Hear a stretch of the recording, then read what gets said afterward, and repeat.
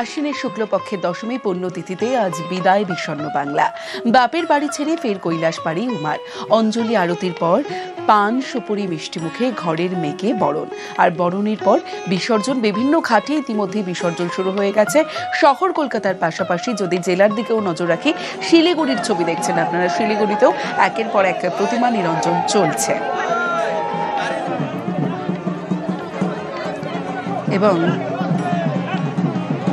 মহানন্দা ঘাটের ছবি দেখাচ্ছি আপনাদের। মহানন্দা ঘাটে একের পর এক প্রতিমা নিরঞ্জন চলছে এবং সেই ছবি মহানন্দা ঘাটের থেকে সরাসরি আপনাদের দেখাচ্ছে। এবং সকলের আজ একটাই শোক, আসছে বছর আবার হবে, আবার এসো মা। বিষাদের মধ্যেও শেষ মুহূর্তের আনন্দ এবং শেষ মুহূর্তের আনন্দ, যে এই শেষ মুহূর্তের আনন্দটুকু নিয়েই আবার একটা বছরের অপেক্ষা। আবার এক বছর পর মা আসবেন বাপের বাড়ি, আর তাই প্রত্যেকের গলায় একটাই সুর, আসছে বছর আবার হবে। সরাসরি চলে যাব, পার্থ রয়েছে আমার সঙ্গে, পার্থর সঙ্গে কথা বলবো। পার্থ, বিজয়ের অনেক অনেক শুভেচ্ছা তোমাকে। আর এই মুহূর্তে তো শেষ মুহূর্তেও বলা চলে জমজমাট মহানন্দা ঘাট, যেখানে তুমি রয়েছে।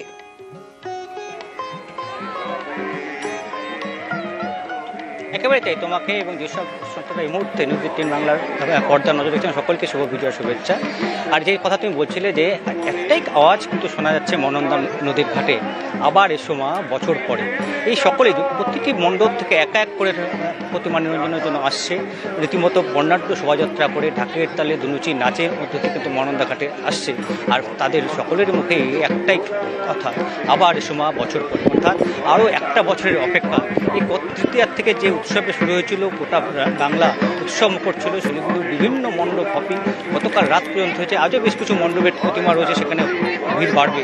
কিন্তু এই মুহূর্তে সে বিষাদের সূত্র আছে, তার মধ্যেও যেন শেষ মুহূর্তে একটা আনন্দের হাতছানি। সকলেই কিন্তু প্রার্থনা করছেন বড়জোরে আবার এসো মা বছর পরে। এবং একের পর এক প্রতিমা কিন্তু নিরঞ্জন ইতিমধ্যেই শুরু হয়েছে, যেখানে কড়া পুলিশি অবস্থার পাশাপাশি পুরসভা সাফাই কর্মীরা তারা রয়েছেন। এবং যেসব বড় প্রতিমা রয়েছে সেসব বড় প্রতিমা কিন্তু ক্রেন দিয়ে নদীতে নামানো হচ্ছে। আবার রাখা হয়েছে যাতে দ্রুত এই নদী মহানন্দা নদী সংস্কার করা হয়, সেই জন্য ড্রেজিংয়ের ব্যবস্থাও থাকছে, যাতে আজ রাতের মধ্যেই নদী আবারও পরিষ্কার করা হয় সেই ব্যবস্থা কিন্তু পুরসভা করছে। একের পর এক প্রতিমা কিন্তু নিরঞ্জন হচ্ছে। আবারও আরেকটি প্রতিমা এই মুহূর্তে কিন্তু ঘাটের দিকে এগোচ্ছে। যে কথা তোমাকে বলছিলাম, সকলের মধ্যে একটা মন খারাপের দিন, আজকে বিষাদের দিন, তার মধ্যেও কিন্তু একটা আনন্দ। আর তাই প্রচুর মানুষও ভিড় জমিয়েছেন। একদিকে যেমন একের পর এক ঠাকুর নিরঞ্জন চলছে, আর সেই নিরঞ্জন দেখার জন্য কিন্তু মানুষ ভিড় জমিয়েছেন। অন্যদিকে মুর্শিদাবাদের দিকেও নজর রেখেছি, মুর্শিদাবাদেও চলছে একের পর এক প্রতিমা নিরঞ্জন।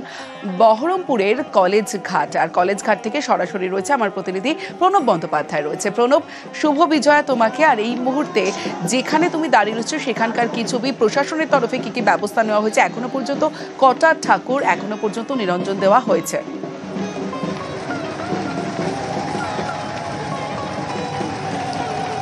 দেখো, শুভ বিজয় তোমাকেও। আর মা চলে যাচ্ছেন, নিরঞ্জন শুরু হয়েছে কেবলমাত্র, কি বেশ কিছু ঠাকুরই ইতিমধ্যেই নিরঞ্জন হয়ে যাচ্ছে।